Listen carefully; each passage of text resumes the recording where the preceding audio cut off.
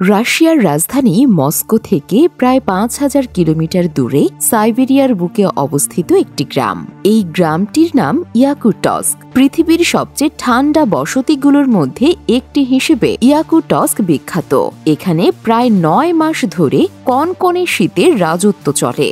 কল্পনা করুন, এমন একটা জায়গা যেখানে বছরের বেশিরভাগ সময়ই আপনি একটি বিশাল ফ্রিজের মধ্যে বাস করছেন। এই তীব্র শীতের মধ্যে মানুষের জীবনযাপন করা সত্যি একটা চ্যালেঞ্জিং কাজ।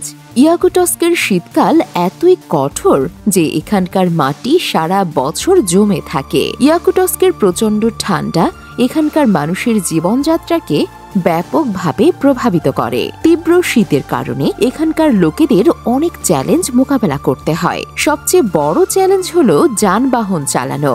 এখানকার গাড়িগুলোকে প্রায় সারাক্ষণই চালু রাখতে হয়, না হলে ইঞ্জিন জমে গিয়ে আর চলবে না। কারণ একবার ইঞ্জিন জমে গেলে গ্রীষ্মকাল পর্যন্ত তা ঠিক করার কোনো উপায় নেই। তাই স্থানীয়রা তাদের গাড়িগুলোকে খুব যত্ন করে এবং নিয়মিত চালু রাখে। পানি সরবরাহ একটা বড় সমস্যা। শীতের কারণে পাইপলাইন জমে যায়, তাই এখানকার মানুষকে জমে যাওয়া নদী থেকে বরফ কেটে নিয়ে আসতে হয়। আর এই বরফগুলোকে তারা ঘরে রেখে পরে গরম করে পানি বানিয়ে খায়। এই প্রক্রিয়াটা খুব কষ্টকর হলেও এখানকার মানুষদের জন্য এটা একটা সাধারণ ঘটনা।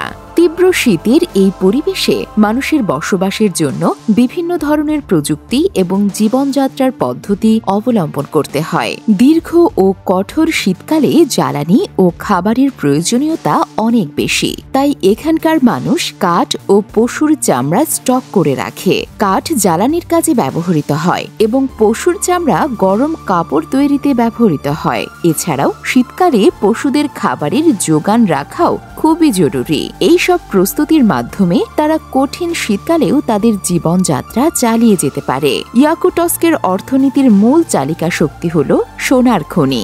এখানকার অনেক মানুষ সোনার খনিতে কাজ করে।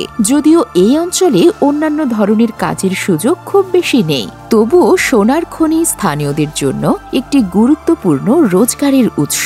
ইয়াকুটস্কের বাসিন্দাদের জীবনযাত্রার মান উন্নয়নে রাশিয়ার সরকার বিশেষ ভূমিকা রাখে।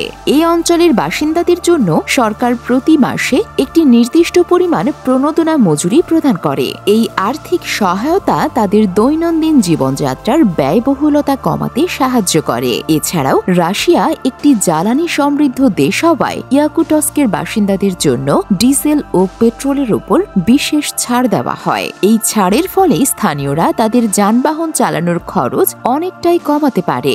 সরকারের এই সব উদ্যোগ ইয়াকুটস্কের মানুষের জীবনযাত্রাকে আরও সহজ ও স্বাচ্ছন্দ্য করে তোলে। সব মিলিয়ে ইয়াকুটস্ক একটি বিশেষ স্থান, যেখানে জীবনের চ্যালেঞ্জগুলো অত্যন্ত তীব্র। ঠান্ডার কারণে জীবনযাত্রা কঠিন হয়ে ওঠে, তবে এখানকার মানুষের সাহসিকতা এবং সহনশীলতা সত্যিই প্রশংসনীয়।